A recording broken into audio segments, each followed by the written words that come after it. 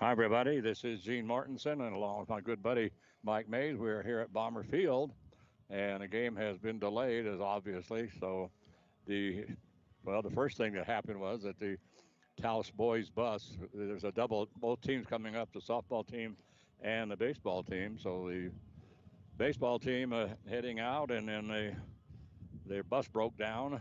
So the girls' bus picked up the boys, and then they took them to White Rock and to drop the girls off in White Rock to play in their doubleheader.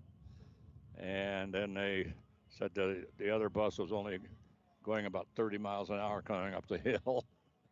And so, anyway, they just got here, what, maybe 10, 15 minutes ago. And and then everybody's all set. Everybody's all ready to go, Mike. But we're missing something here. What is it? Something I can't figure it out. Yeah, it just seems like something's not right. I know. I don't know Like what it is. some sort of authority figure, or maybe a couple of them that are supposed to be on the field, but we just haven't figured that out. Actually, we do not have umpires right now, and we're not entirely sure why. We actually don't even know if they're in the facility or what's going on. But we at this juncture do not have umpires. Yeah, we So may have to get a couple of mothers out of the stands that's right. to be the umpires today. Yeah, So we'll see what happens. Like you said, we don't know. They very well may be around getting dressed or something. We just don't know. But nobody seems to know exactly where they are. So we thought uh, the big delay would be the Taos bus, and in matter of fact, it is not. no, That is only one of two things that happened today. But in any case, Los Alamos and Taos will, assuming we get umpires at some point, will play a doubleheader today here at Bomber Field. The Taos Tigers.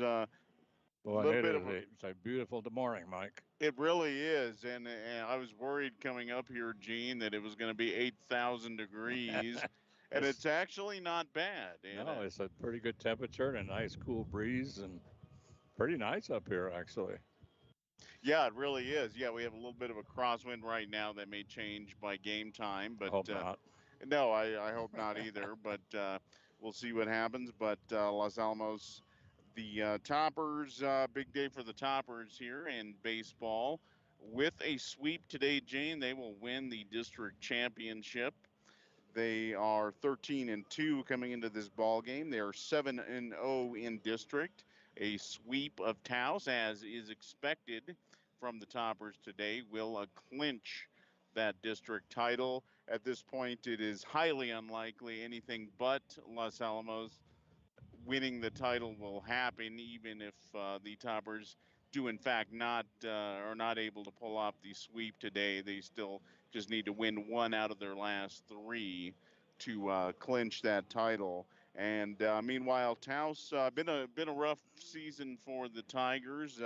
Just 2-14. Gene have just won one of their 8 district games, and that was actually not that long ago. That Yeah, was a week ago, and they split with Espanola. yeah, and they so they are 1-7. It has just been a little bit of a struggle for the Tigers, but that just may be one off. This has just been such a wacky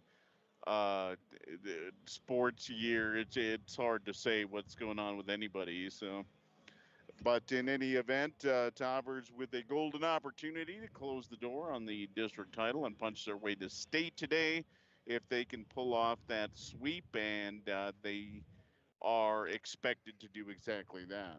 Yeah, favored to win the two ball games today, and then of course on Wednesday, the Topper boys go to Moriarty, and they should win that one, of course. And then what's interesting is that in 2 weeks from today, or a week from today, they have a doubleheader against Pewaukee, and Pewaukee is the one team in district that really did give them fits when they played the one game in Pewaukee. They play one game and one place and then doubleheader at the other school. Well, we already been to Pewaukee for the one game, and so they're going to come here for the doubleheader. And But that was a ball game against Milwaukee that we did down there. And at the end of the fifth inning, Los Alamos was losing 1-0, and Joel Gonzalez was their pitcher, and he just uh, he just gave Los Alamos fits. They just couldn't hit him. And then finally, oh, here come the umpires. And so finally, but then in the top of the sixth inning, the Hilltoppers got 5 runs, and to win that ball game 5-2. And so, all right, Mike, here come the umpires. All right. All So right, we very well may have a couple of baseball games today. all That's right, good to see. yeah. That is So good to see. So a couple of umpires dressed in their powder blues today.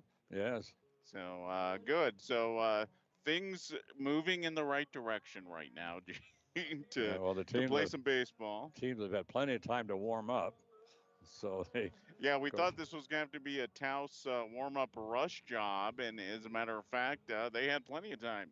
Yeah, both teams, and of course Los Alamos boys have been here since. Well, I got here at 9:15, and the boys were already here and dressed and everything. So they've been waiting. They've been waiting around quite a while.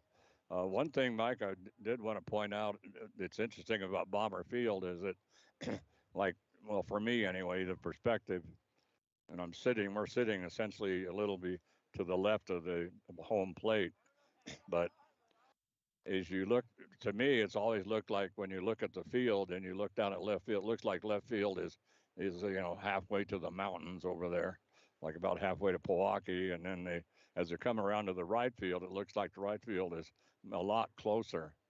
But I just for fun, I got on Google Earth and then went from you can make a measure, and so I went from home plate and I went down the third base line out to the fence and then marked down, what the I can't remember now what the footage was, but and then I went over to the right field, and the right field was exactly the same. So that fence, which looks like it's so much deeper in the left field, and that fence out there is a perfect circle, perfect radius. So Yes, it is. It's about 335, I believe, down the lines. 400 to straightaway center, 385, if I'm not mistaken, in the alleys. So this is a big field, and as we've said before, if you ever hit a foul ball down the left field line, I mean, if you're fast enough, you can catch it. There is an acre of real estate out there that you have to use. On the flip side of that, if someone hits a fair ball and it goes into that corner, they can run for an hour before anybody will get to the ball. you can almost get an infield home run. So anyway, so anyway, Mike, going into the ball game now, we went down to Taos when they played there for the one game down there a couple of weeks ago, 4 o'clock game in Taos, and Los Alamos winning that one 14-2. But it was a strange game. Los Alamos kind of started out the Taos just well as it started off. Los Alamos was we were hitting, we were doing okay, but the Taos throwing the ball around. I mean, every pass, almost every pass, every ball that they threw was errant in some way. So if somebody trying to steal second, I mean, they throw it wide of second, clear out into center field. We even had one of the players. Oh, here's the national anthem. We'll wait. Oh, I'll take the old guy pose.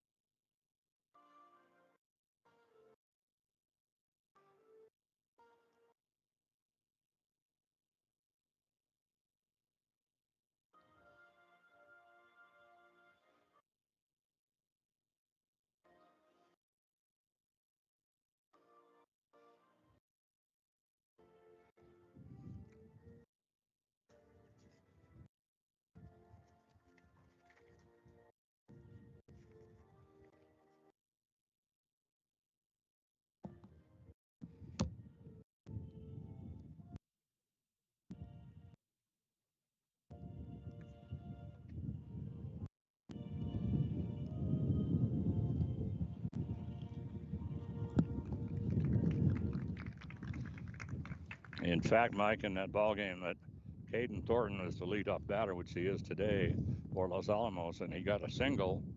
And then Brian Neal decided to send him down to second. So he stole second easily because they overthrew second base, went out to center field. So he took off for third, and they overthrew third. So he decided to try to steal home from first base, and of course, he just pushed his luck a little too much because the one that goes over the second base goes out into center field, but the one that overthrows third just hits the wall and then bounces right back to the third baseman, and so they just threw him out coming into home, or they got him in a pickle. That's what it was. Yeah, he was almost to home and realized that he had it, so he just turned around and tried to go back to third. And anyway, Los Alamos ended up with taking the lead 7-0, and most of it was due to all the errors by the Tigers. Yeah, the Tigers, Gene, really had a lot of trouble on defense in that first ball game, and we'll see if they were able to correct any of that. But we are almost ready to go here, Gene, for the top of the first inning. Yeah, you want to give us the defense for Los Alamos? Absolutely. For the Toppers this morning, Blake Simons gets a start at first base. Ron Terp will start at second. Grant Watkins will be at third base. Tyler Neal will be the shortstop. The outfield is Logan Capon in left, Caden Thornton in center field, Gus Yeager in right. Cal Weimer gets a start behind the plate this morning, and on the mound is Taylor Drake. And Drake in that ball game up in Taos, Gene, was lights out. Absolutely, completely. I mean, he's the he's the ace pitcher here for Los Alamos, and he has proved that game after game. And in fact, in that Milwaukee game, which was pretty close, and it was Grant Watkins had pitched, and he'd only given up one run. But then when Los Alamos got that 5-1 lead, they brought in Taylor Drake to close, and he closed it up. I mean, he just took control and closed that ball game out. So the Hilltoppers won that ball game down in Milwaukee, and so things are not over yet, but you never know, Mike. No, you never know. And as a matter of fact, going into this weekend, the only district team still with a mathematical possibility to knock Los Alamos off is Milwaukee Valley. They are actually playing Robertson, I believe, today. But in any event, Gene, here at the top of the first inning, Milo Culligan will lead things off against Drake, followed by Mateo Chavez. He's the right fielder. Jalen Montano bats third, and he is the center fielder for the Taos Tigers. Yeah, and so Milo, the shortstop at the plate right now. And is the scoreboard going to work today? It's not off to a good start. No, it isn't. Boy, beautiful pitch by Taylor Drake. Boy, fastball right down the middle, and all Culligan could do was just admire it. So I think the count right now, I do believe, is 1-2, I think. I can't believe they're not using the scoreboard. Swing and miss.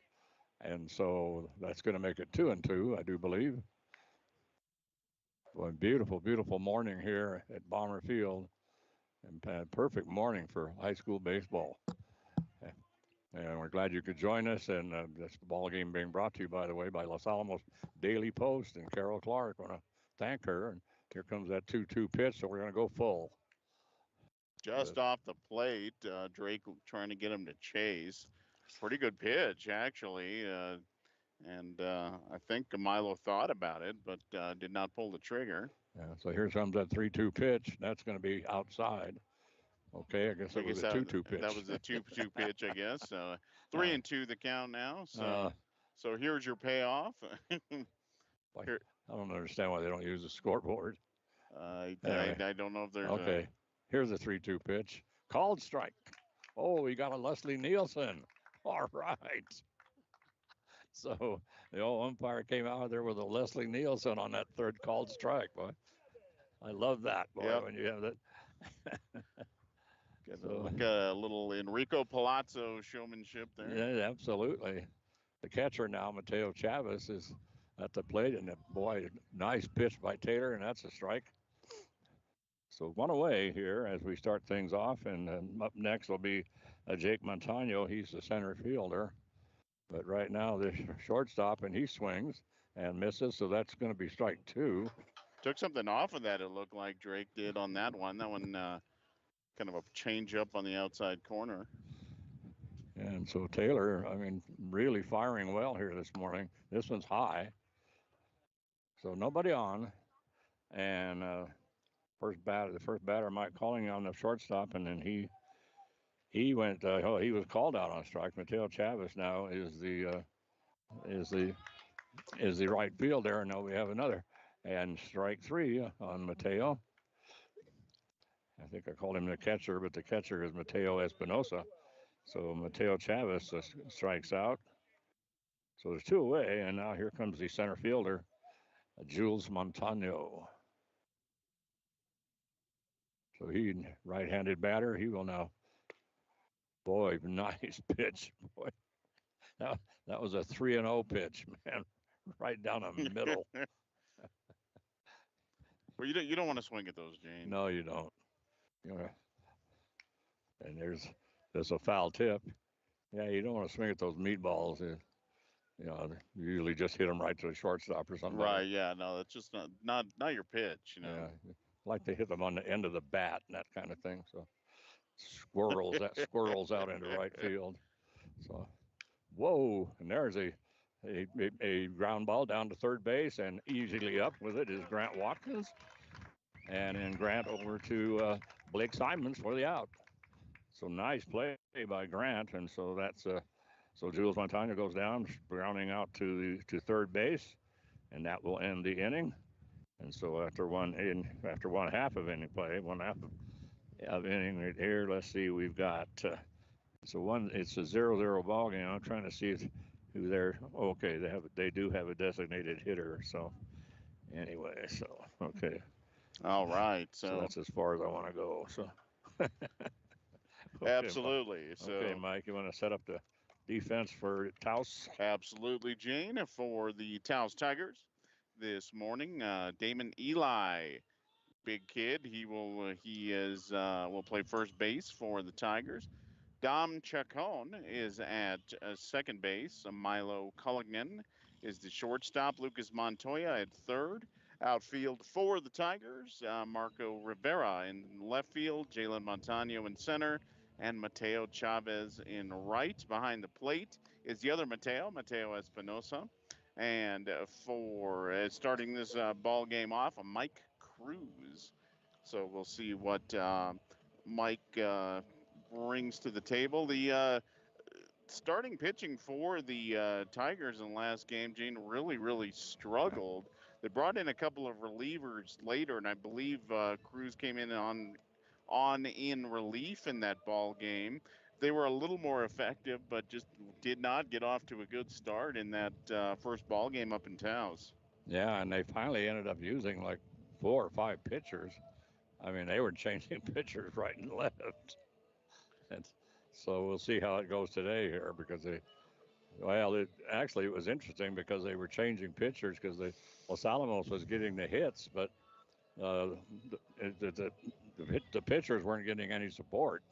Oh no, the defense wasn't doing the pitchers any favors at all in that ball game. So, like we said, we'll see very shortly if the Tigers were able to correct any of those problems. Coming up for the toppers here in the bottom of the first inning, Caden Thornton. He will lead things off. He is the center fielder. Tyler Neal is the shortstop. He hits second. Grant Watkins, the third baseman, will hit third, and Taylor Drake is batting cleanup if any of those gentlemen get on here in this first inning. So we will start things off with Caden Thornton, the center fielder. And so let's see what Caden can do here against Mike Cruz. But Mike Cruz brings in the first pitch, and this is going to be outside. So the first pitch is a ball. And so Caden started off the ball game in Towson with a single, tried to steal home from first. Didn't make it. Second pitch, also a ball. And 2-0 the count now. Yeah, 2-0, and so Caden Thornton at the Lake Cruz, right-handed pitcher, That's going and to make having it. a little trouble finding the plate here against Caden. 3-0. All three of those pitches have been outside and not particularly close to the plate, Gene.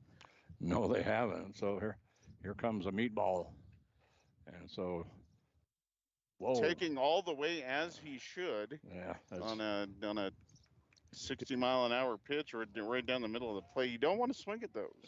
You absolutely do not. if I was a coach, he'd be swinging at him.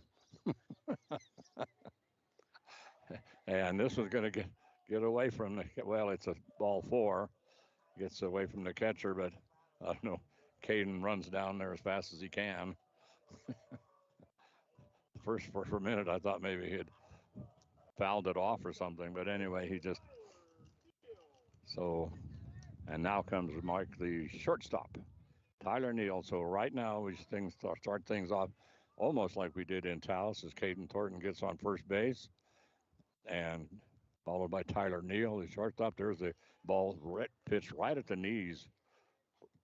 Pretty pitch that time by Mike. And so right now we have Caden Thornton down at first base as he drew a walk. And Grant Watkins, the third baseman, is on deck for Los Alamos. And there he whacks one out into center field. Boy, right over right over second base. And then out there in center field, Jules Montano, boy, he had a heck of a time fielding that. Looks like he slipped coming in to try to pick it up.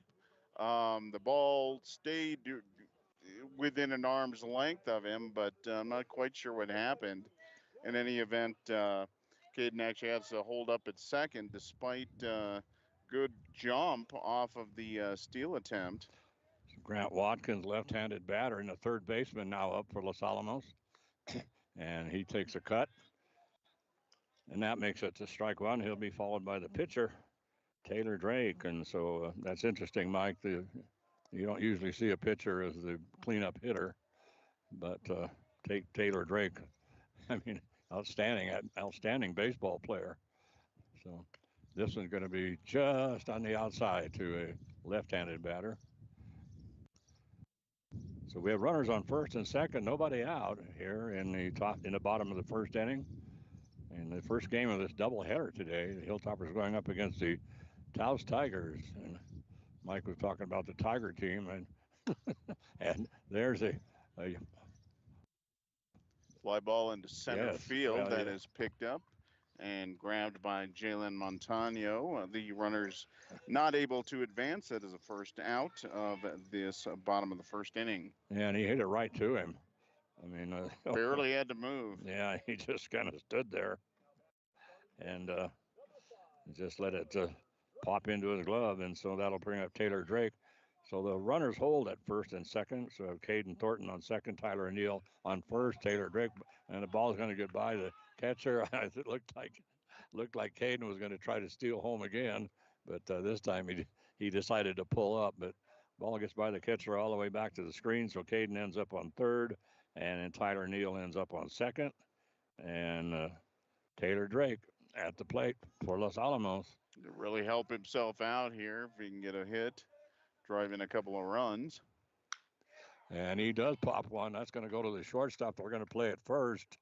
And so that brings in Caden Thornton as the ball is a nice hard hit down, and it went down to Milo Culligan. And then Culligan brought it over now to Damian Eli.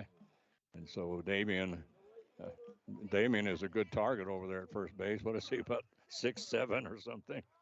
Anyway. Yeah, he is a big guy, and he given the Toppers fits in basketball for some time. And the first pitch to him, and this is going to go into deep left field. And then coming in to make the grab was Marco Rivera. But the Hilltoppers do get one run in, and as Taylor Drake popped that, Taylor Drake got thrown out essentially on a fielder's choice, and he just ground down to the shortstop, and the shortstop decided just to go to first, and then Gus Yeager ends up the first inning as he flies out to left field.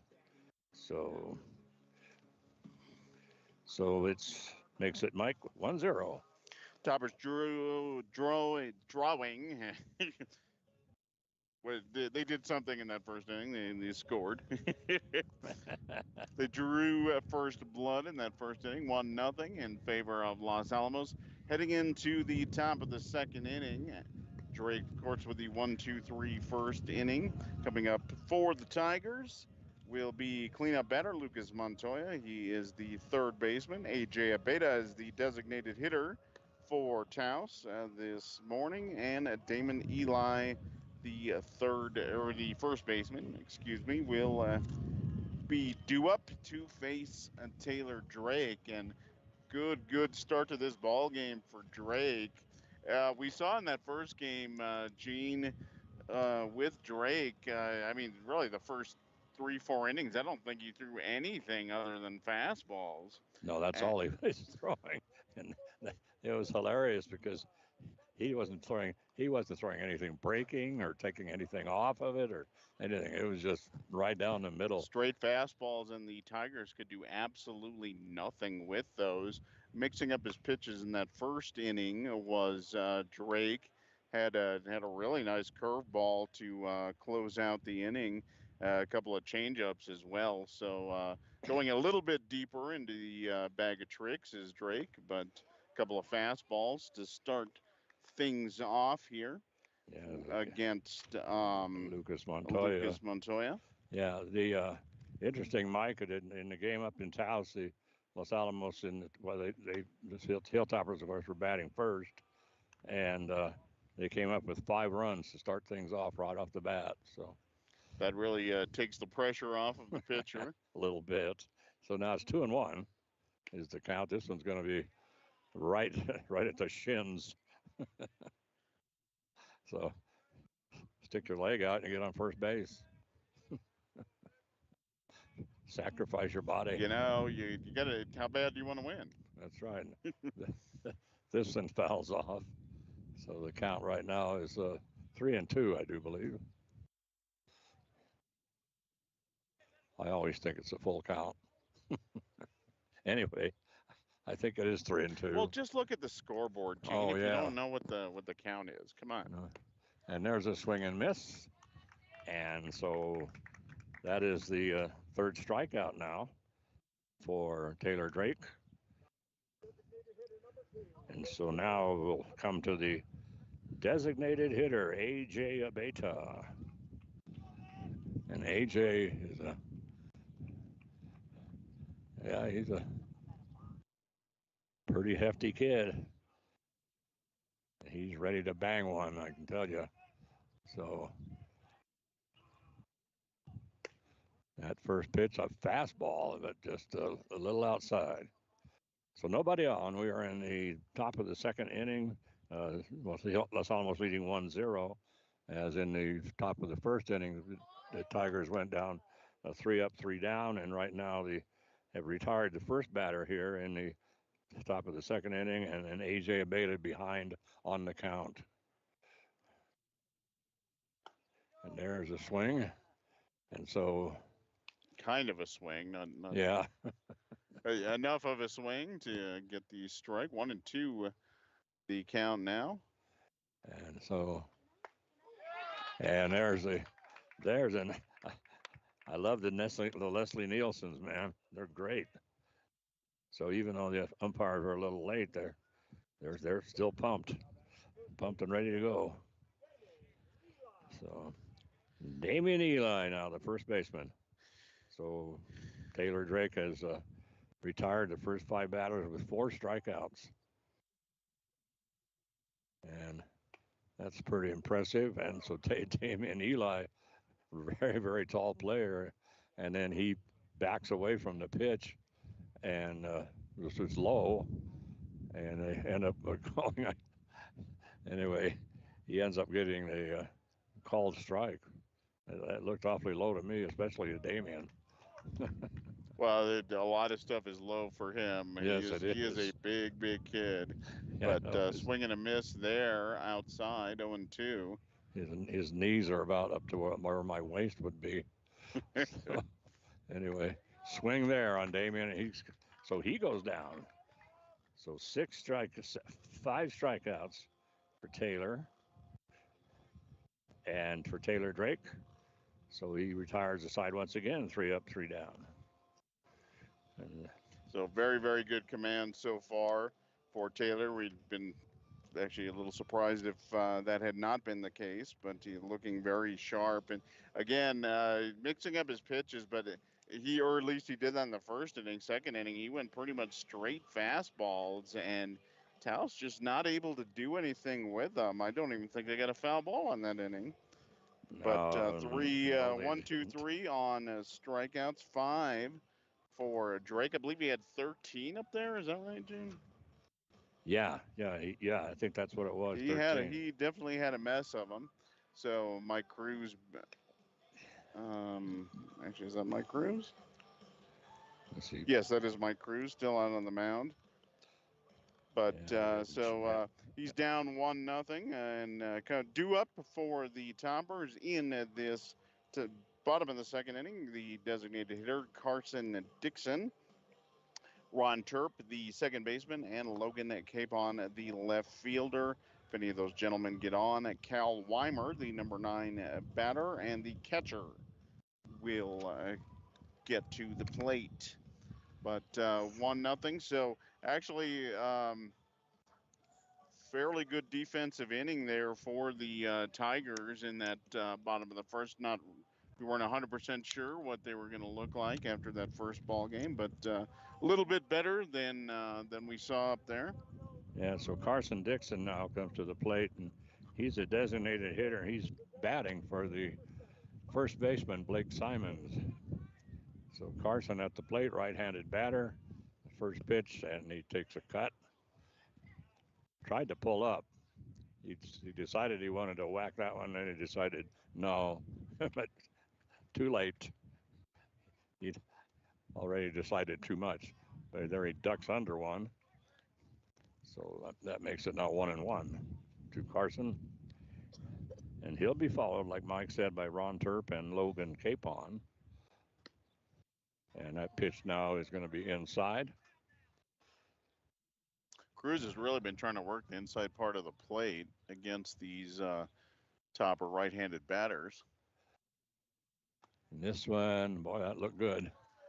Pretty good pitch. Yes, maybe a hair high, but does not get the call. 3-1 the count. So here comes that 3-1 pitch, and this one's also going to be not over the plate. So that's going to be now Carson Dixon starts off the second just the same way that Caden Thornton started off the first with a walk, and that'll bring up the second baseman, Ron Terp. And I think last year, Mike, as I recall, I couldn't believe how many left-handed batters we had. And I think Carson's the only, Grant Watkins is the only one I can remember now that bats left-handed. But most of them batted left-handed last year, which was a surprise. Yeah, and you just don't see that at this level of baseball very often. Just a bunch of left-handed batters, and like I said, toppers do not have that luxury this year. No.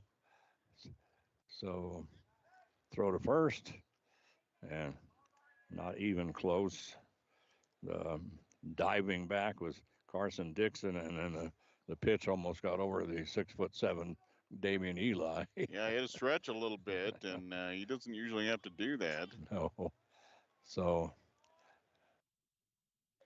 this one is going to be a little outside, gets away momentarily from Mateo Espinosa, the catcher, but he quickly gathers it up, and that holds Carson Dixon at first base. And Logan Capon on deck for Los Alamos, and swings and misses. Cruz pulling the string on that one. That one, that was your classic slow ball. Yeah, 2-1 is the count right now. And there he whacks one. This is going to go out into left field, and that's going to get by the left fielder. Hits his glove, and then it bounces out toward the fence. And so they're going to send all the way home this time. They're going to send Carson Dixon, and pulling up at second with a nice double but they should have been able to hold him. The ball went out to came out right to the left fielder out there, Marco Rivera, and actually hit him in the glove and then got away from him. So he chased it back to the fence, and so that brought Carson Dixon home, and and then Ron Turp, uh, who was up to bat. Ron, of course, with that hit, takes it out, and he ends up with a double. And now we have Logan Capon, who's the left fielder, and the Hilltoppers now lead 2-0 in this ball game. And this one hits the dirt in front of the plate. So right now, Mike Cruz, he pitched pretty well in the top of that in that bottom of the first, but he's starting to struggle a little bit here. It looks like, and he's really worried about the runners. And there is a foul ball, ground foul ball down the third baseline. That's never a good sign for a pitcher when you start paying too close of attention to the Yes. runner. Terp not likely in this situation to go anywhere, so probably No. don't need to worry too much about him. And there is a ball down to the second baseman, and do they get him in time? Oh, that was close. That was closer, much closer play than it needed to be. Looked like a pretty routine ground ball over there to second base. Dom Chacon a little slow to get over. He was actually holding Ron Turpon on second, and that ball a little bit to his left. Took him a little while to get there. Uh, meanwhile, Logan almost able to leg that one out. Yeah, I did. I mean, that was really, really close. And then that does move Ron Turp down to third base. And so now it's a 2-0 ball game with Ron Turp at third. Boy, a hard cut, boy, by Cal Weimer, the catcher. I mean, he was aiming for Milwaukee. I can guarantee you. So, boy, he gave it everything he could on that swing. And this boy on the outside corner called strike. Ooh boy, Whoa! that was a generous corner there. Yes, it Jane. was. So Mike Cruz right now is way ahead on Cal Weimer, the Hilltopper catcher, and so he takes that 0-2 pitch and fouls it down the third baseline. And Margaret Rivera trying to run over and get the ball. He should just forget it because that's a long way to go. That ball decomposed before he gets there. So still an 0-2 pitch here, and fouls this one off. And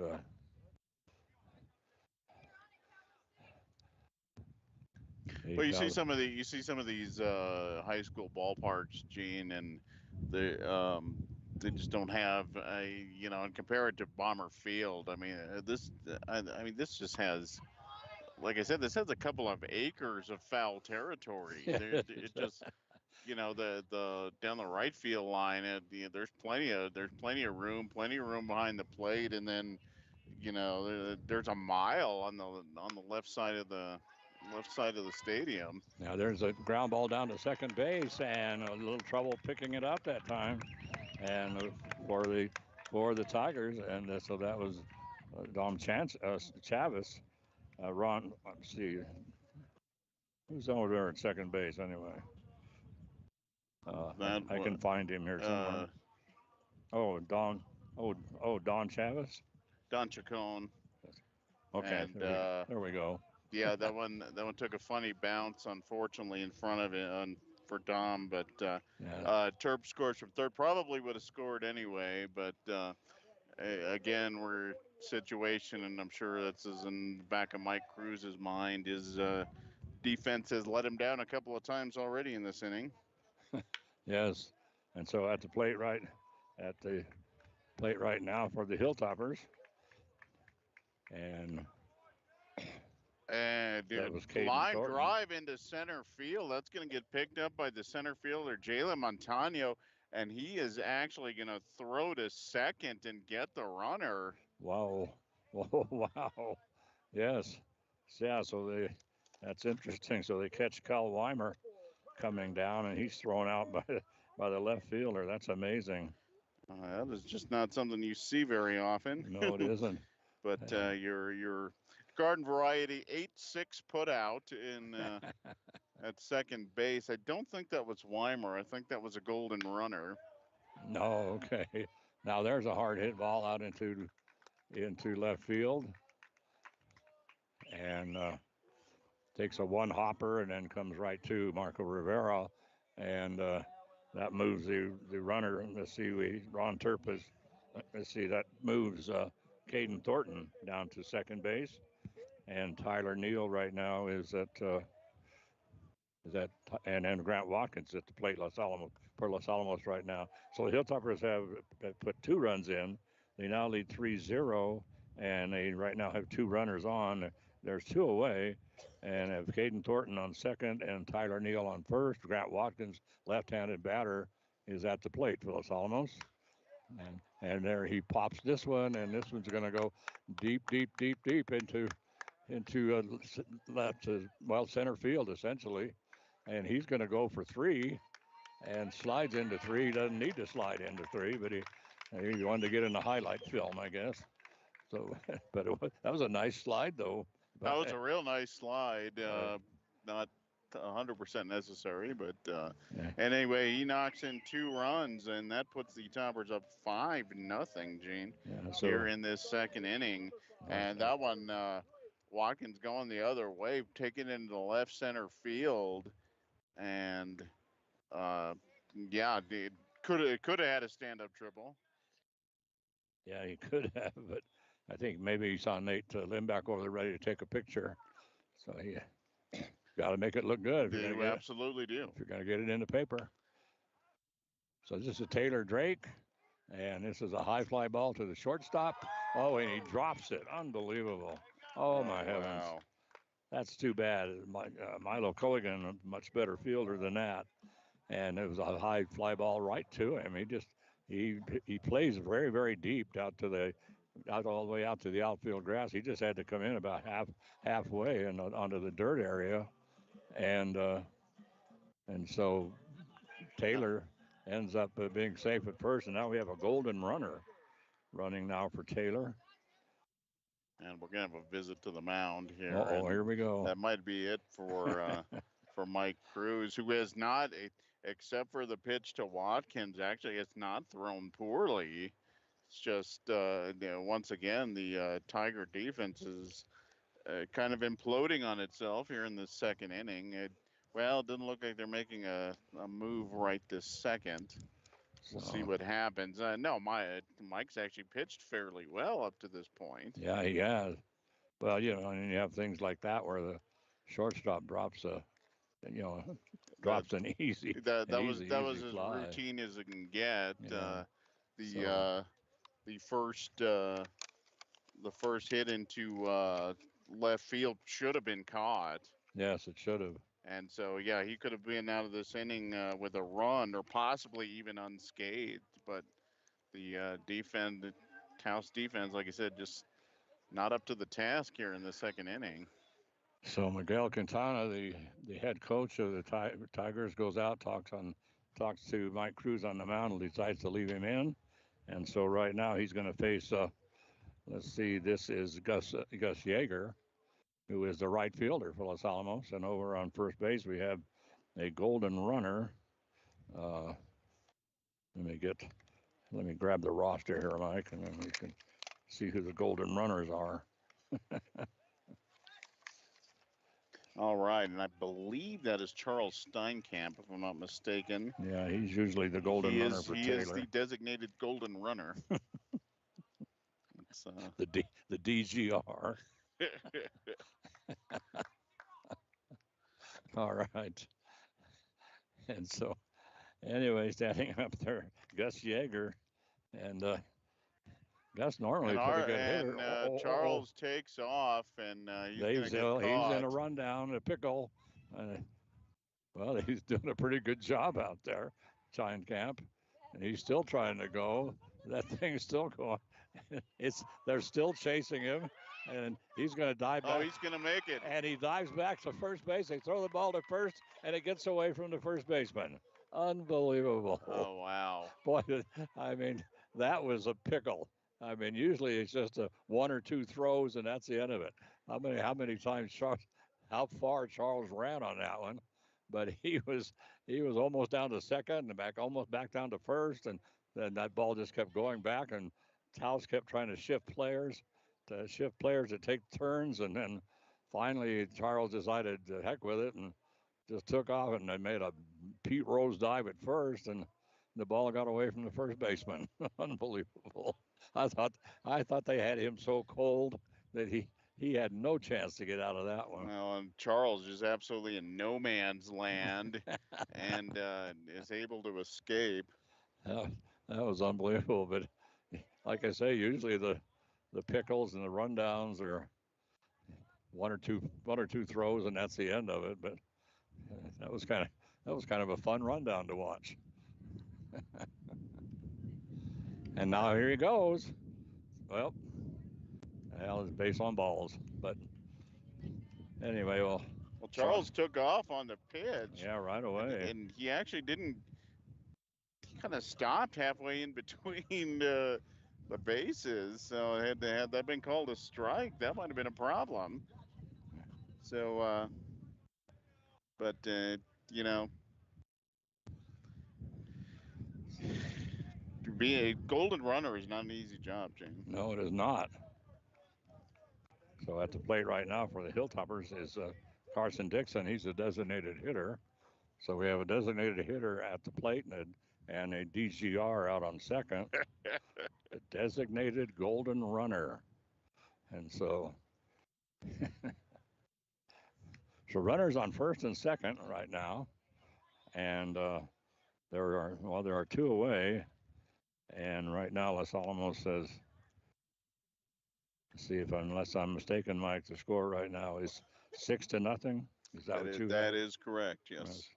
Well, I mean, again, Gene, just look up on the scoreboard. It's right there. I don't know what the problem is, but yeah, I know. I guess I just can't see that far. And this one is going to whack this time. Let's see, that's going to whack Logan Capon in the leg. I'm sorry, Taylor. Let's see, where am I?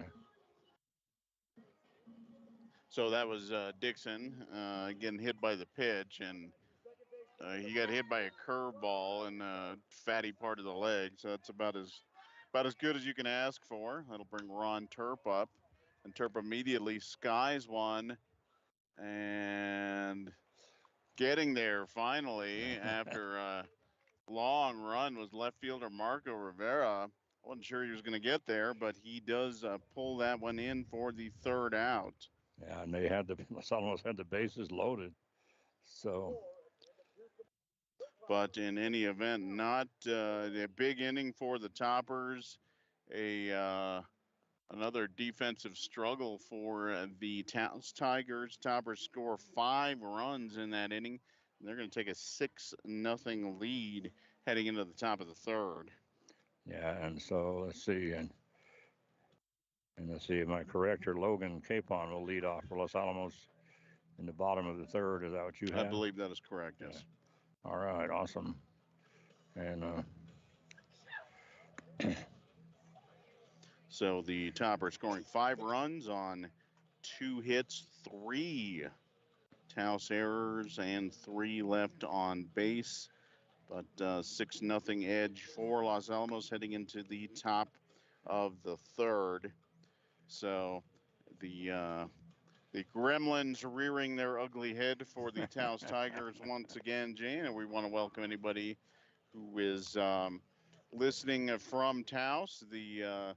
One of the Taos coaches put that on social media to listen in if they wanted to. So just go to ladailypost.com and check that out, and we welcome you. But a rough inning there for the Tigers, coming up to bat in the top of the third inning. Mateo Espinosa, the catcher, Mike Cruz, the pitcher, and Marco Rivera, the left fielder. So 7, 8, and 9 due up. Drake has not allowed a runner yet and has actually only allowed one ball in play at this point. Yeah, exactly. And that was a ground ball down to the third baseman in the first inning, and he was thrown out. But interesting was, as you pointed out, Mike, that he hasn't put anybody on base. So right now we are now in the top of the third inning, and sitting at the top of the third inning is the number 7 batter. So the first 6 batters facing Taylor Drake have all been put out, 5 of them on strikeouts, and so Taylor having another great day. There's a bunt, and does he get it? Yes, he Whoa! did. Yes, he did. Unbelievable bunt foul behind the plate, boy. And I'm telling you, Cal Weimer turned around, threw that mask off, and then took off, and then he just dove for it. And I think he may have come up with it. He came up with it barehanded. I don't know if it hit his glove and then popped over, but he had his glove out there, and then but it was a bunt foul over the catcher's head, but it was fairly deep as far in as far as this the behind the plate area, like Mike said, is a pretty good sized area. So boy, Cal had to really put on this on the afterburners, but boy, beautiful catch. So and that was the second attempted bunt. Now here's a ground ball down to short to Tyler Neal, and that was the batter was Mike Cruz, the pitcher, and so he grounds out now to shortstop, and so we have now 2 away, and the that'll bring up the bottom of the order Marco Rivera, and he is the left fielder, and he's a left-handed batter. 2 away, so Taylor has retired or the Hilltoppers, I guess say. Taylor's had some help. The Hilltoppers have retired the first 8 batters in this ball game, and there's a strike down there on that left-handed batter, and boy, strike called on the outside corner, low, also low and outside, but it's now 0-2. Taylor way ahead on the count. Swing and miss. So that is the 6th strikeout for Taylor Drake, and another 3 up, 3 down for the Hilltoppers, who now lead in this ball game 6-0. So and so Mike will flip around to the let's see, the bottom of the third inning, and we're going to face the bottom of the order for Los Alamos, number 8 batter Logan Capon, and then Cal Weimer, the catcher, and then we'll then move around the top of the order, Caden Thornton. So 6-0 ball game here, and Mike Cruz still out on the mound. Mike almost could have gotten out of that second inning unscathed, but defense let him down behind him. Mike's actually thrown a pretty good game up to this point. Really only a couple of solidly hit balls, but one of them a triple by Grant Watkins to knock in 2 runs, made it 5-0 at the time. And so we'll see if the Toppers can continue and if the Tigers can straighten out their defensive woes. well, this is the same thing that happened up in Taos. They just had a lot of, most of the time in Taos, though, it was just bad throws. Somebody would get on first, but Los Alamos decide to seal second. The throw down to second would be wide or over the second baseman's head, and the ball then coming back in would get away from the fielders again, and a lot of errant throws. And so right now, Mike Cruz is going to face Logan Capon, the left fielder for Los Alamos. Let's see, and Logan, let's see, he grounded out to the second baseman last time he was up. And that was the first out, actually, of the swings and misses at this one. 1-1 is the count right now. to Logan Capon, and then Cal Weimer, the catcher, who made that great play on the foul ball. He will be up next for the Hilltoppers. And then we'll get up the number 3 batter is going to be Caden Thornton. So we'll see those 3 gentlemen at least. This pitch is outside, so that's going to make it now. Was it 2-1 or 3-1? I couldn't tell how many fingers he was holding up. He must have short fingers. So I, I kept waiting for him to straighten his fingers out.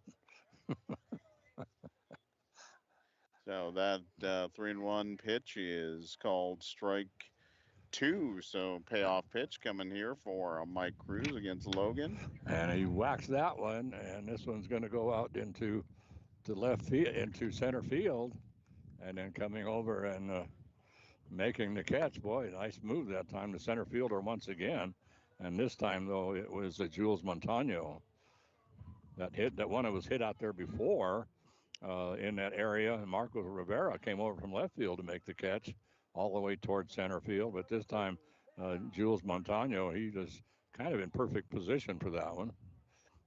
So, Logan starts things off by flying out to the left to the center fielder, and Cal Weimer, the catcher, at the plate for Los Alamos. Cal, I tell you what, he wants to boom one. I mean, that must be on his bucket list or something. To hit a home run, hit a home run here at Bomber Field. And this one gets away from the catcher, and we've seen home runs here at Bomber Field, and it's amazing. I mean, guys, they power that thing over the fence, and that is something else. But we've seen a few back to the fence this year, but boy, when nothing has really come that close. We have had a couple that got kind of close in a way, but came down, hit the fence or something. But boy, to get the ball over the fence here in Bomber Field is not an easy task. And Cal Weimer still at the plate for Los Alamos. And there's a hard hit ball, and that one's going to go. Oh, and that one caught by the shortstop, Milo Collington, and he had some trouble with that. That looked like it had some, took a little bit of a dip on him right before coming down, but he is able to squeeze it for out number 2. Yeah, it looked like he was going to play it easily, and then, like you say, all of a sudden, guess we had a little dust devil come up or something. Anyway, he did have a little trouble with that one, but now, so Cal flies out to the shortstop. Don't hit me! Don't hit me! No, that one gets into the bleachers. I didn't see where it. I saw it go up. I didn't see where it went though. So if it does hit us, we will let you know. You will know one way or another. I'm Let sure. Let me know. So, anyway, batting for Los Alamos right now is it's Caden Thornton. He'll be followed by Tyler Neal, but right now it's 2 up, 2 down for the Tigers. And this one is fouled off behind the plate, and that's out of play. So the Mike Cruz have a little more luck this time as he's the Hilltoppers have hit the ball. Logan Capon out in their long fly ball out into center field got pulled in by, and then Cal Weimer, a high fly ball, a pop fly out toward the shortstop.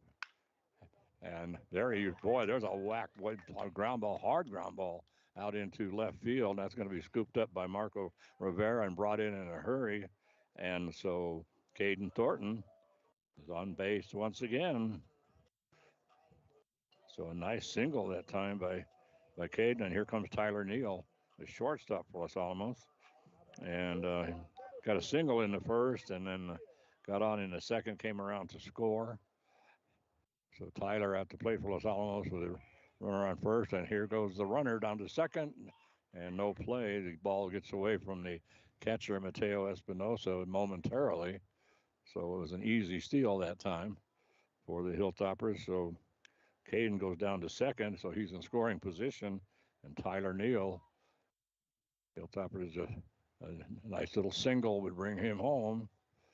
So Mike paying a lot of attention to the, making paying an awful lot of attention to Caden Thornton out there. I think it's like you said, Mike. He should just worry about the batter. Especially with 2 outs. Yeah. There's no Caden's going to do whatever Caden's going to do. We've seen that on Yes. several occasions this season. So Yeah, he's kind of unpredictable.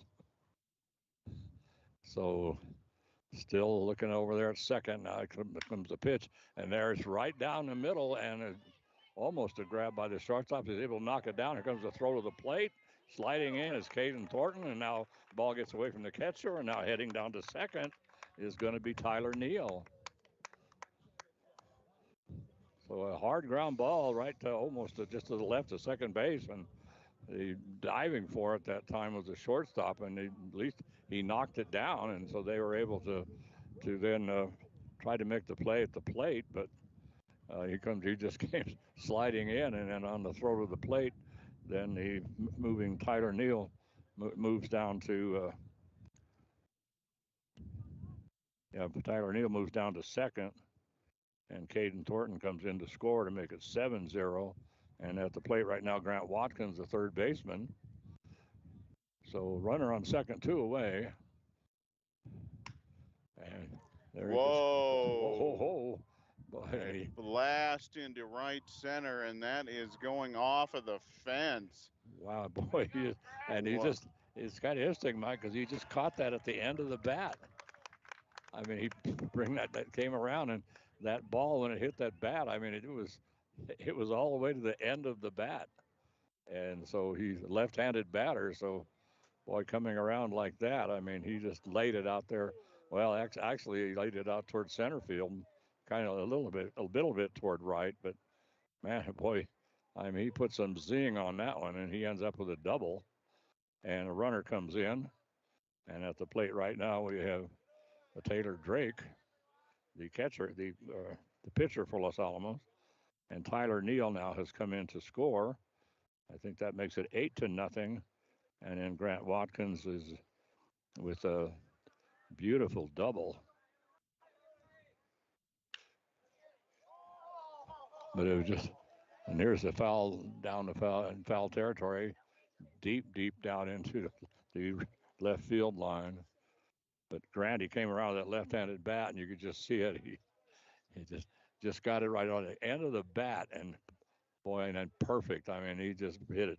He just hit it square. So runner on second. Taylor Drake, the pitcher, at the plate for Los Alamos. And this one's going to be low. Gets away from the catcher again. And so heading down to third base is Grant Watkins. So 8-0, Mike. We're rushing toward the mercy rule here. Yes, mercy rule in baseball, of course, 10 runs after 5 innings of play, or after the losing team has batted 5 times. So getting really close to that. In fact, Taylor, the potential 10th run at the plate and the potential 9th run just 90 feet away. Yes. So there's a ground ball down to third base. That's in fair territory, and the ball goes to third or to first base, and he's safe. Boy, hard hit ball right to the third baseman. That took a nasty bounce right in front of Lucas Montoya. Got a glove on, knocked it down, but well, hopefully we're still on. I'm not. Guess we'll see. But Montoya able to knock it down, but could not pick it up cleanly, and that gets Watkins to score, and Drake is safe at first with an infield single. Coming up to bat now is Gus Yeager. Sound. Did not sound positive there. No, it is not. And So I'll continue as if we're still on. I have absolutely no idea if we are, but we'll find out. And ball gets by the catcher, and now to second is the golden runner, Charles Steinkamp. That one lifted toward first base. Foul ball. Damon Eli it, and that's going to fall in front of him. So you're on and then you're off. All right. But you're on right now. Excellent. Great to hear it. So 1-2 the count, I believe, on Yeager. Runner at second base, 2 down. And curveball, and that is lifted toward left and foul. Yeager taking one deep into left field, and had that stayed, sure went over the fence, but it was right there. But that one foul. And we're gonna have a balk here on Mike Cruz. Mike moving his shoulders. I do not have batteries. Is that the problem? Well, probably that's what it sounds like, but it didn't last very long. And another curve ball, and that again is lip and foul down the left field line. So a couple of big swings there by Gus Yeager.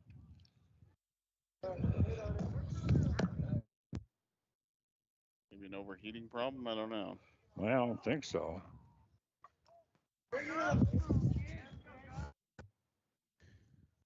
Again, still continuing here. We're not 100% sure what status is.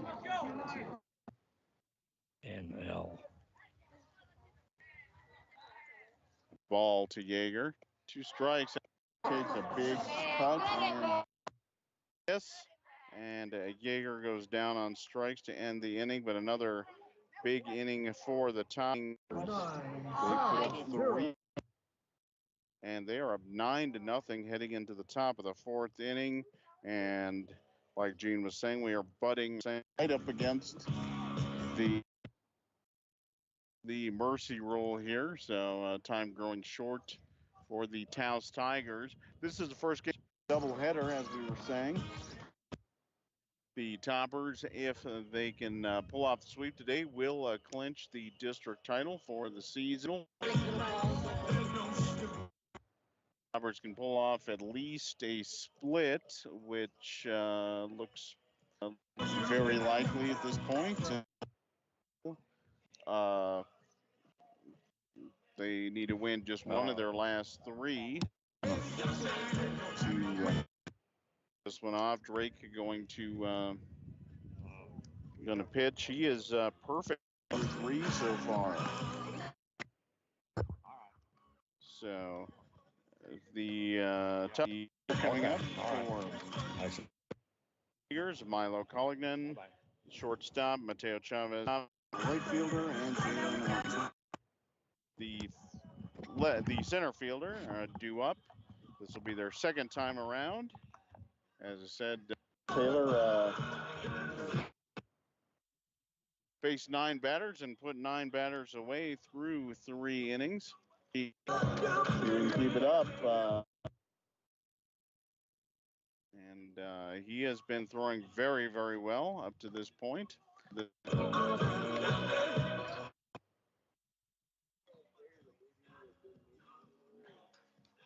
Coming up to bat, Milo Collignan. Stop. His first trip to the plate, he struck out. The shortstop, number 5. He was one of 2 strikeout victims first inning, and 6 strikeouts for Taylor so far. Starts him off with a fastball up around the letters, and Collignan fouls that one back behind the plate.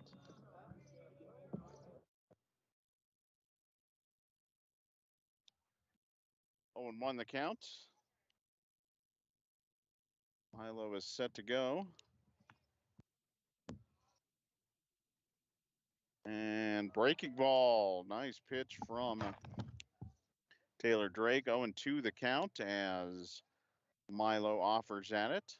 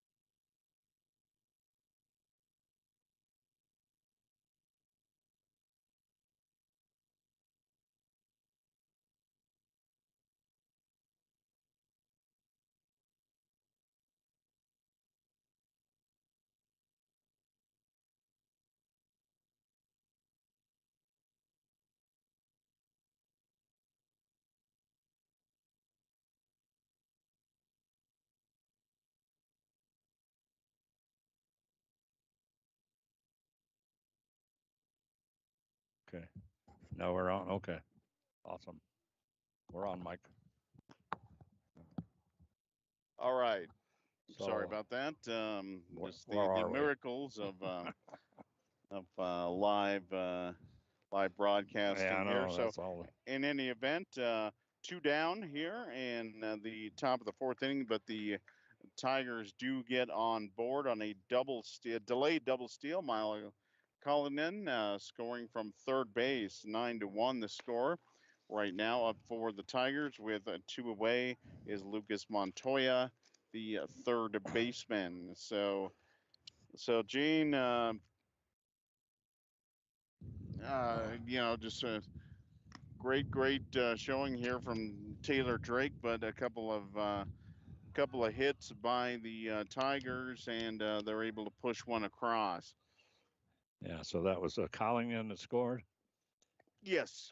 Yeah, well, Mike was trying to keep up with the game, and I was trying to get a. First, I tried to fix it myself, and then I had got a hold of our IT guy Nate, so he came over and fixed it for us. Anyway, so right now everything should be fine. Yeah, when in doubt, Gene, just call somebody who actually knows what they're doing. You Yeah, know, that sometimes that helps. That's always a help. And so Lucas Montoya goes. See, the batter was Lucas, and he strikes out, but they do get one run, and yeah, they do get one run in, and so anyway, so right now, as Mike said, it's let's see, the ball game is right. It was 9-0 coming into this inning and into this top of this 4th inning, and so right now it's 9 to. Let's see, it was 0-9. Yeah, 9-1 the score right now. The Tigers scoring a run on 2 hits, 1-9. no topper errors, and nobody left on base. And Milo Cullinan breaking up a potential perfect game there. Lead off the 4th inning from Taylor Drake, and nice shot right back up the box for a clean single. Attempted bunt, actually attempted sacrifice, but it was just it could not have been placed any better. That bunt, Gene, from Mateo Chavez could not have been put any better if he wanted to. So he beats that one out, and then on a delayed double steal, Milo is able to come around and get the Tigers on the board. So we come in now. We are at the. Let's see. Well, I was still fiddling around with was to see. Well, where did we end up, Mike? So in any event, the designated hitter Carson Dixon is going to face Mike Cruz, and he will be followed by Ron Turp and Logan Capon due up in this bottom of the 4th inning. Toppers, if they can push 2 across, will be on the verge of closing this one out early via the 10-run mercy rule here in high school baseball. Toppers, like we were saying, Gene, if they can pull off the sweep today, they will clinch the district title. Really, the only team that is even mathematically still alive left in the district, the Pewaukee Valley Elks. Very, very pesky team. So. Toppers, I'm sure want to shut that door today if at all possible. Yeah, the Pewaukee in that single game down in Pewaukee, they gave Los Alamos fits, and Joel Williams, their pitcher, he just zinged them in there one after another, and he held the Hilltoppers scoreless for 5 innings. And it wasn't until they got in the top of the 6th inning that he was able to. The Hilltoppers finally able to get 5 runs in the top of the 6th. They ended up winning that ball game 5-2, but they were down 0-1 all the way at the end of the 5th inning. And so Carson Dixon now, let's see, he draws a walk to start things off here in the bottom of the 4th inning. And he'll be followed now by Ron Turp. Ron Turp is the second baseman, and Logan Capon now is the left fielder for Los Alamos, and he will be up next. And so now we're going to have another sermon on the mound.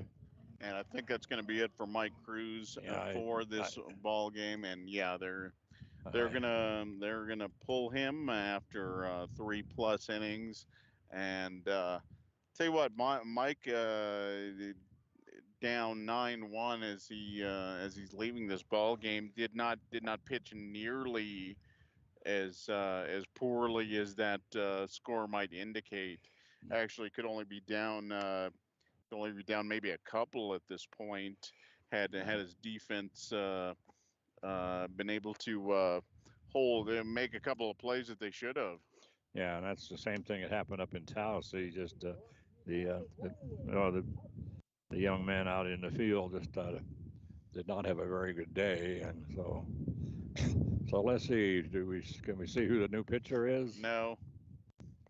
I brought my binoculars. Excellent. Yeah, I don't know. Oh, there we go. Yeah, it's We'll let you know in just number 5, a I do second believe. here. Yes, that is correct. Here come the wind. My golly Moses. Wondering where that was. So Yeah. number 5 is going to take over. That is Milo Collignan. He playing at shortstop. Going to take over the pitching duties here in the top of the 4th inning. He's going to inherit a runner and nobody out. And so Milo will pitch. I don't know if Mike Cruz is going to stay. It actually appears he is going to stay in the game. Looks like he's going to move over to second, and the second baseman, Dom Chacon, will move over to the shortstop position. That's the way it looks like they're lining up right now. And a couple other defensive changes as well. And okay, so scratch that. They've decided they were just as Gene finished filling that out. The Tigers changed their mind. Looks like we've got a new second baseman. We'll catch that momentarily. They could not have timed that any better, by the way, Gene. I just got through filling out our defensive board, and then there is unbelievable. Made all the changes. So anyway, here we go. So the batter and Turf skies one in to left center. Look like he got more of that than he did, and that's caught. And having to scoot back is Carson Dixon. Throw coming to first base. Yeah, that was way closer than I thought it was going to be. Yeah, it was very, very close. And the first baseman now no longer is Damon Eli. So anyway, so let's see, we have Ron Turp he flies out now, heading down to second. Once again, diving in that time is Carson Dixon.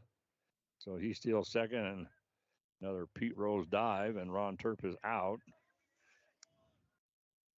Gene, you've got to make the highlight reel. I know, that's the only way. If you just run in there and stand up, nobody's going to take your picture. Nobody cares about that. I wouldn't take his picture. So anyway, at the plate right now is Logan Capon, I do believe. Yes, that is correct. Yes. He'll be followed by Kyle Weimer. So the number 8 and 9 batter right now, but they do have the runner on second base, and that is Carson Dixon. And as Mike had pointed out, if the Hilltoppers push 2 across, then hold the Tigers, then this ball game would be over. But right now the Hilltoppers, they have 1 away, and runner on second. There's a throw down to second. Boy, that was close.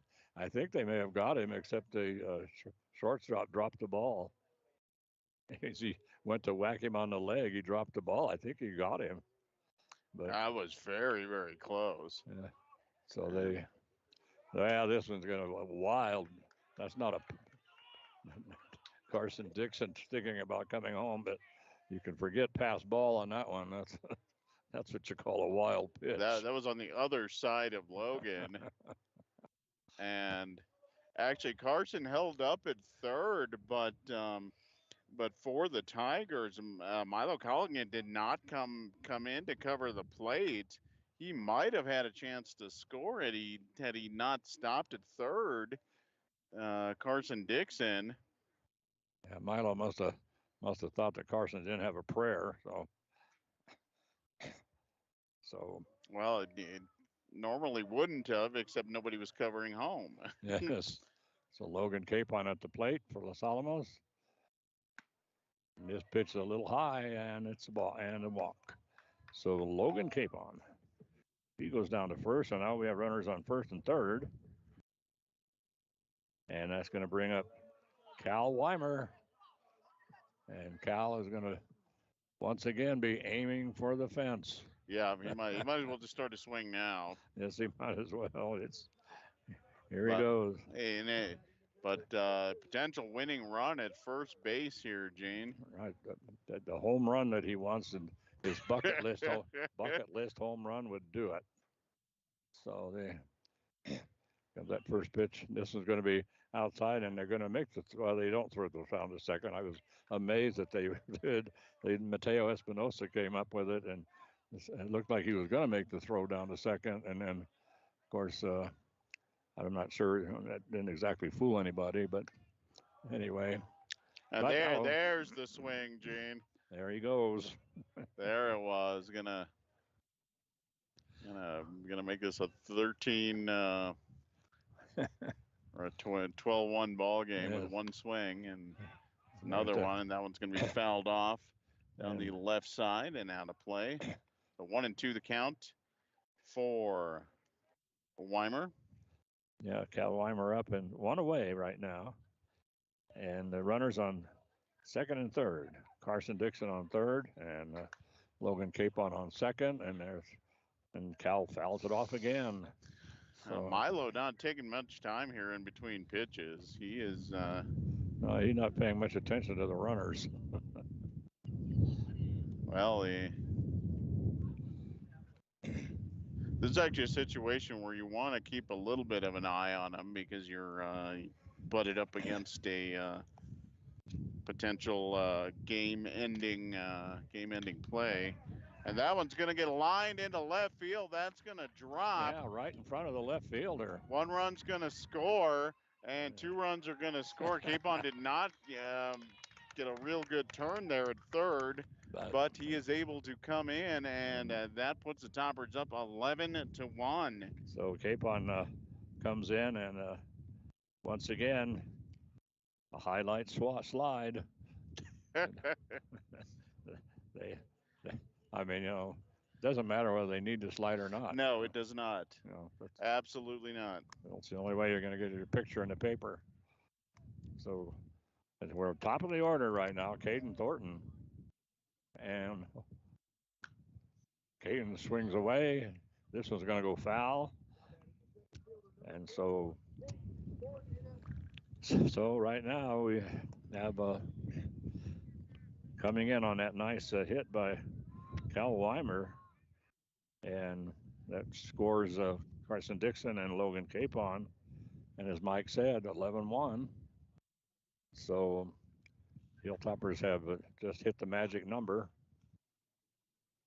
So the Tigers, if they want to continue this ball game, have to get something in the top of the 5th inning, or otherwise it's bye-bye. Bye-bye to the Tiger team. I don't like to say Tiger team. It reminds me of when I worked at the lab. Some people do not have a particularly good memory of that, Gene. Often, here comes the Tiger team. And I go, oh. Last pitch low, and I'm sorry, I lost track of the count there. There's the throw down to second, and they slide in once again. So Cal Weimer now moves it down to second base. Caden Thornton still at the plate for Los Alamos, but there's only one away, Mike. Yep. One out. Figured that out even without the scoreboard. So this one's going to be foul. They're going to hit me in the head. Everybody ducks. right. Well, if nothing else, it's at least most of what it's going to do is just break my hand because everybody puts their hand on top of their head. So this one's going to get away from the catcher, and so an easy move for Kyle Weimer down to third. So Yeah, things kind of falling apart again here for the Tigers. yes, Jay. they are. And there's right now we got it's 11-1 ball game. We have Caden, and then they have Kyle Weimer on third, and only one away, and now we walk Caden Thornton. So now we have runners on second and first and third. So I can guarantee you Caden's going to be going down to second, and Tyler Neal is going to come to the plate for Los Alamos. He is the shortstop, and Tyler's had a pretty good ball game. He's gotten on base in all 3 innings, and he scored in the he got stranded in the first inning and scored in the second and third. And Wow. Okay. So what has happened is Tyler Neal was just called hit by a pitch, and Tyler was actually arguing that he wasn't. But actually, that's not for lack of a better term, it's not a reviewable call. If the umpire says he was hit by a pitch and he was hit by a pitch, that's right. so tell him it's like, no, I wasn't hit by the pitch. yeah, you were. Yeah, you were. Shut up. Nobody asked you. Get your butt down to first base. So in any event, the non-hit by pitch, hit by pitch. So that's going to load the bases, and we are going to have Diego Rodriguez up to bat, and pinch hitter, and Diego. Batting in place of great Watkins. Yeah, he will be batting for Grant Watkins, and boy, Diego has had quite the offensive season for the Toppers. And there's a long fly ball down the third baseline. It goes foul, and so bases loaded right now. Hilltoppers up 11-1. Only one away here in the bottom of the 4th inning. This pitch is a little high. It's going to be 1-2 is the count right now. So Diego at the plate for Diego Rodriguez at the plate for the Hilltoppers. This one is, whoa, that looked awful good. Pretty close pitch to take with 2 strikes. But, yes, absolutely. So Diego that makes lays off of it. Yeah, I couldn't believe it. I thought he was going to be called out. 2-2 the pitch right now. There's a swing and miss. So the this time the pitcher, Milo Cavagnon, gets by the pinch hitter as he goes down swinging. So there's 2 away now. Bases are loaded, and here comes Taylor Drake, the cleanup hitter. What more do you want? Bases loaded, cleanup hitter. Grand slam home run coming up right now. Whoa. Now that one actually grounded foul. Yes. Yeah, he didn't like that pitch. He didn't like it. I know.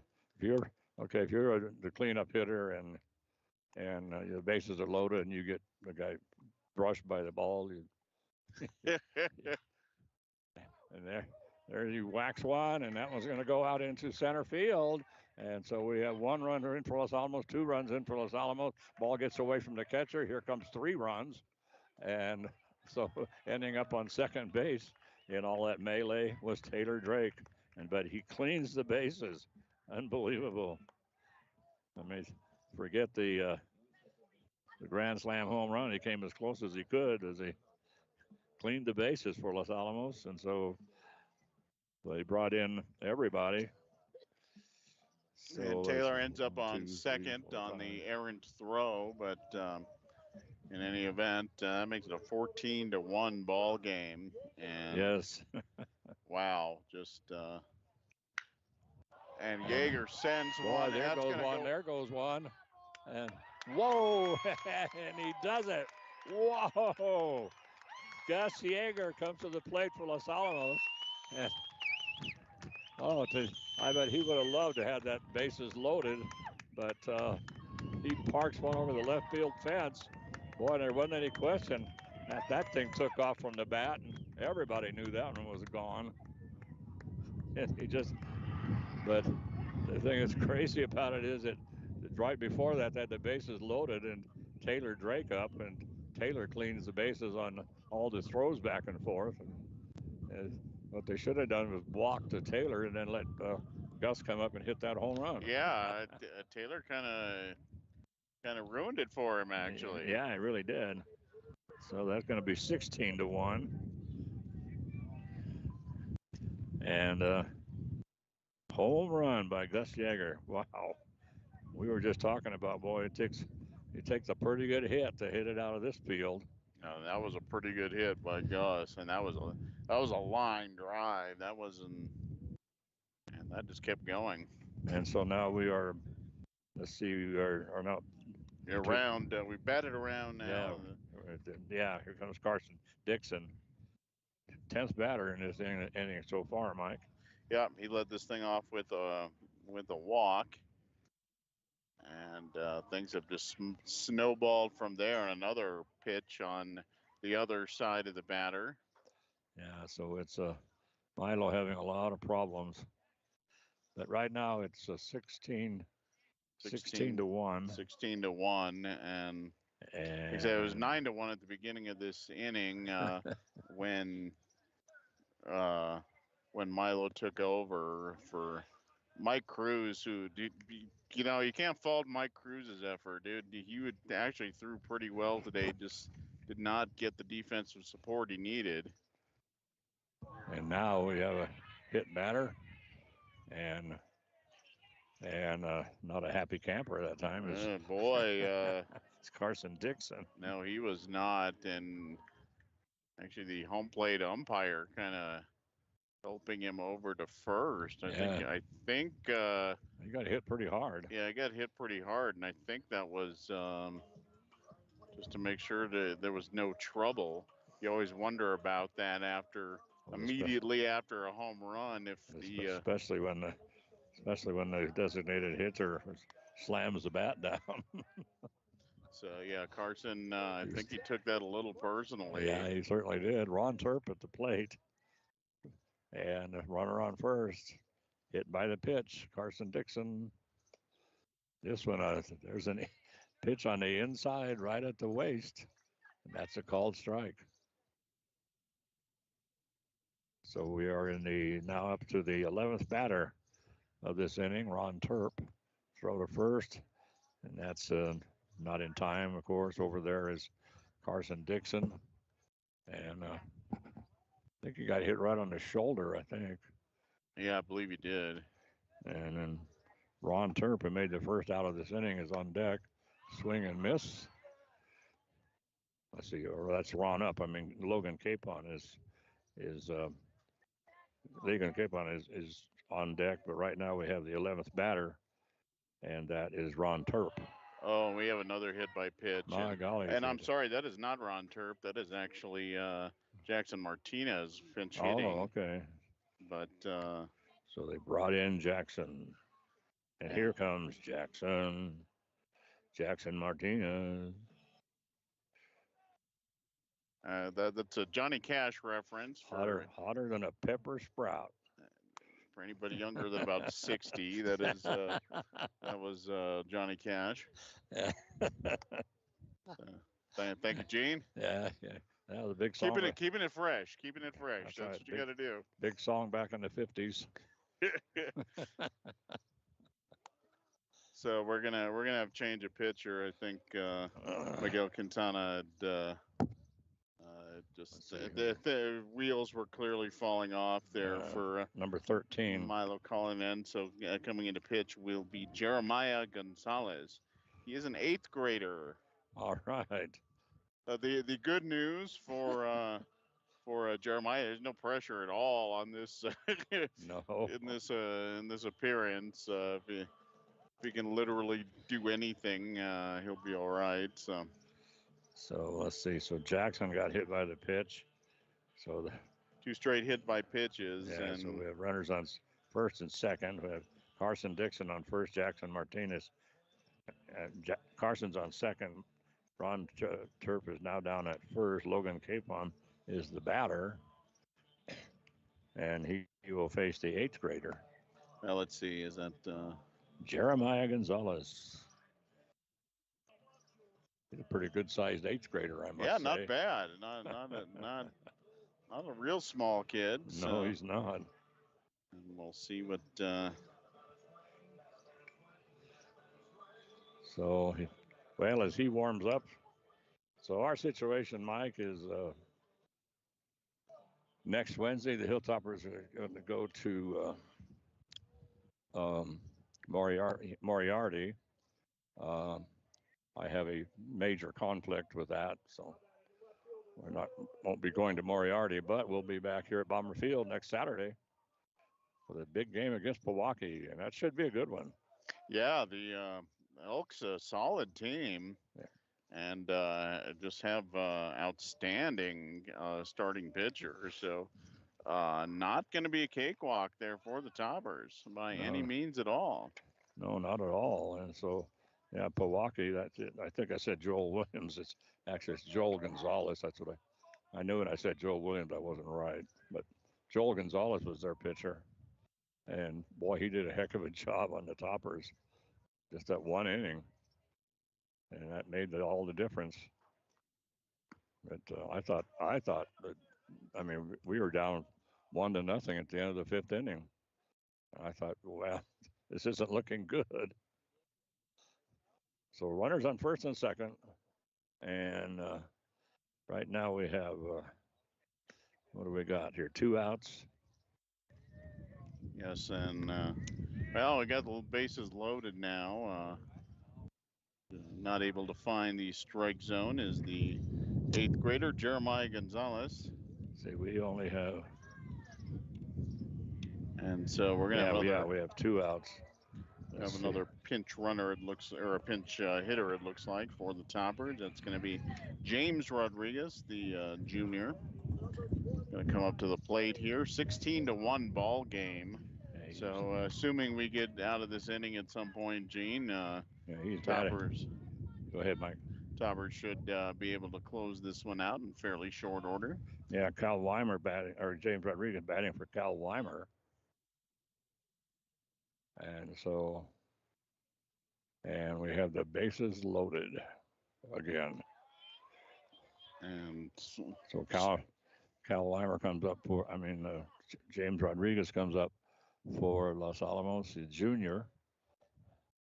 And so these guys would love to get a nice hit. So this pitch is a little low. Good stop that time by Mateo Espinosa, the catcher, because that one was into dirt and kind of got away from him. And what Hilltopper is going to just would pile it on here. There isn't any question this is going to end in 4.5 innings. So there he takes a cut, and there's a foul ball. It's going to come down, not on top of us, fortunately. Yeah, that's all that matters. Once I determine that, then it doesn't matter where it goes. I don't care where it goes. As long as it's not going to hit us, we don't really care. Whose windshield it broke. I parked my car about 5 miles away here, so. Yeah, our vehicles are fine, so you don't have to. Anybody listening, you don't have to worry about that. Swing that gets away from the catcher. Oh, I'm gonna say you got a piece of it, so that's actually gonna go as a foul ball. Yeah. Okay. Yeah, foul tip. James.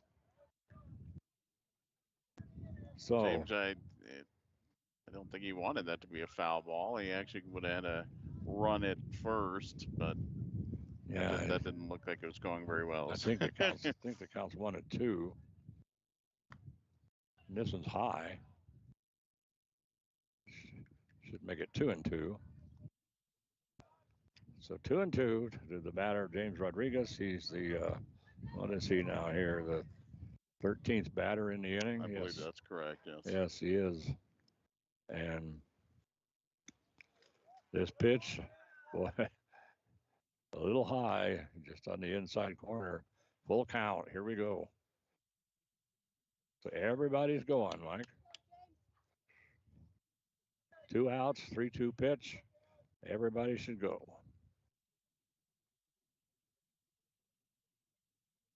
And that is a ball. And that is going to force in a run. And yeah, so coming into catcher, I think got hit with that pitch. He's just walking around a little gingerly. Yeah, Carson Dixon comes in to score, and then Jackson Martinez goes down to third, and Logan Capon is. Let's see, Jackson goes to third leg, and Logan Capon goes to second, and then James Rodriguez goes down to first on the walk. And now at the plate for the Hilltoppers is Caden Thornton, and Thornton fly ball, and he's out. All right, that will end this extended inning, and Toppers up 17-1. So, assuming they can get out of this inning without giving up 7 runs, they'll be okay. Time for the Tiger team to put on their rally caps. Yes, need to have the rally caps. Yeah. And I believe that's going to be it for Taylor Drake as well. I believe that's Rodriguez up. He will be looking to close this ball game out. Diego Rodriguez, the new pitcher. Yes, that's so 28. Yes, but so that'll Diego do it for Rodriguez. I'll do it for Taylor Drake. Drake pitched 4 complete, gave up 1 run, 2 hits, and struck out. Let's see, 6, 7. Struck out 8. Struck out 8 Tigers in 4 innings. Not a bad outing for Mr. Drake. Yeah, and at least this time the Tigers were able to get a hold of the ball, and they got the ball into the field, and they actually, except for things started off, did not start off well for the Tigers, as Taylor just kind of retired. Like the first 9 batters, but they did put a couple of hits out into the field, which were fielded by the defense, and then finally in that top of that 4th inning, they were able to finally get a run in. But Taylor, once again, a great outing for Taylor.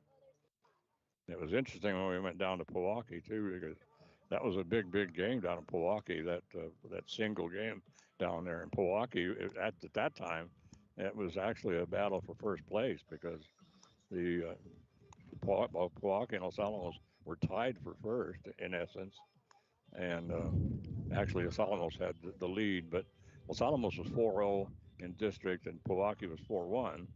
But if Pewaukee had won, and they both would have been, the Hilltoppers would have gone to 4-1, and the Pewaukee would have gone to 5-1. But anyway, exactly the reverse happened when Los Alamos won the ball game. But anyway, I was a little surprised because I thought sure he'd start Taylor, but he started Grant Walken, and Grant did a really good job of pitching against Pewaukee. And then he brought in Taylor to close. So here we go, Mike, and we are in the top of the 5th inning. And right now we should be looking at Mateo Espinosa. Well, he's my scorebook got all fouled up when we had all that battery problems and stuff. We Adam Abeda up to bat, actually, sophomore for the Toppers, and he lifts one to first base, and no problem there for Blake Simons for out number 1. So Los Alamos, assuming they can get these next 2 gentlemen out, will move up to 8-0 in district play, and just be a 1 win away from clinching the district title, which could very well come in this game 2. Strike right at the knees that time, and at the plate is I think we have a Misty player, right? Well, let's see. Now I believe that is, if I'm not 22. mistaken, that is. Okay, no, I take that back. It is a mystery player. So yes, No idea who this is. Anyway, number 22 is up to bat. And there's one away. And Rodriguez, and there that he- one lined to second base. Yes, and it takes a one hopper right in front of Ron Turp. Actually, I think that's Jackson Martinez out there now on second Jackson, base. okay. But yeah, it was a pretty good line drive, but then it took a dive right in front of Jackson. Took a dive and just did a short one hopper. So he played that pretty well. And he throws him out at first, so there's two away. And let's see, at the plate right now, we should have Mateo Espinosa. Yes. So Mateo, the catcher, and he's at the plate, and so there's a called strike. And there comes a nice breeze, not a hard wind like we had before. But it's been really nice out here, very pleasant. Yeah, it's a very, very nice day here at Bomber Field, and as we've said before, the weather up here is a little dicey, but can't ask for much better than this today. At 2-2, Mike. So right now, here we go. We have nobody on, 2 outs, and the Hilltoppers are sitting on the mercy rule. So now we're going to have a full count. So 3-2. I'm not sure where that pitch missed. Yeah, I know. It took a pretty good pitch. Yeah, so Mateo, ready to go. He's 3-2 pitch. Well, this is either going to get on or this ball game's going to be over. And here comes that pitch. Swing and miss, and that's it. So Mateo, he goes down swinging, and so that ends the inning and the ball game, or ends the half inning. Anyway, ends the top half of the 5th inning, and that ends the ball game. So 4.5 innings, the Hilltoppers win it, and they take it in 17-1. And it's interesting because when they played Taos in Taos in that single game, it was 14-2. So it's been Hilltoppers are pretty well dominated the Tigers this year. But the Hilltoppers, Mike, they have a good baseball team, and the last that I saw was just the other day that we are now ranked second again. After we lost to St. Pius and then lost to West Las Vegas, we went from 1 to 4, and then we worked our way back to 3. We had Maya Mira from Gallup was second, and then now Los Alamos is now, the last I saw just the other day, that we had moved back to second place. Yeah, as of coming in ranked number 2 in the classification behind St. Pius. Toppers and St. Pius actually played earlier this year. Ended up with a split. We actually covered that first ball game, and that was all St. Pius Yes, in that game. So, but Toppers were able to bounce back and win the second game of that doubleheader 3-2. So Toppers and St. Pius very well could be on a collision course once again. And once we get to the postseason, this is the next to last weekend of the regular season. Toppers will close things out next week against Pewaukee here. Yeah. So, the girls' season will be over. They have no chance to make the playoffs. Yeah, Topper softball unfortunately just could not get things going this year. So no, they could not, and that will they will end their season next week. Toppers they are well positioned to make the playoff field at this point. That will be official should they be able to pick up the victory in this second half of the doubleheader here. So Los Alamos in line for a district title and number two ranking in the classification, and so they. I don't see how they won't make the postseason, even if something wacky happens. No, it's guaranteed. So They but what's interesting is I got on the NMAA site the other day, and normally by this time they have published. Of course, with all this COVID stuff, everything's really fouled up. But normally by this time they have published the championship schedule, so we will know don't know who's going to be in what place, but we know who's going to play essentially like in the first round, like who's going to play where in the first round. Like say the higher seed will host the lower seed in the first round. What it's been in the past, of course, is they have a 3-game playoff in the first round, best 2 out of 3, and then whoever is best 2 out of 3, they advance, and they play that at the school of the higher seed. So that if that's the case, then Los Alamos would be hosting that. And then after that, you head down. Well, they used to head down to some like usually Cleveland, and then play the tournament down in Cleveland. But anyway, Yeah, that's still to be determined at this point. However, we'll see what happens. But Tauber should get a even barring something crazy happening in the last week of this season, Jane Tauber should get no worse. I can't imagine it'll get any worse than like a 3 seed. So. Oh yeah, absolutely. Very, very well positioned. So the Toppers win this ball game 17-1 and knocking on the door of a district title. So congratulations, Taylor Drake. Again, very, very sharp today. Pitched to 4 innings, giving up just the 1 run on 2 hits.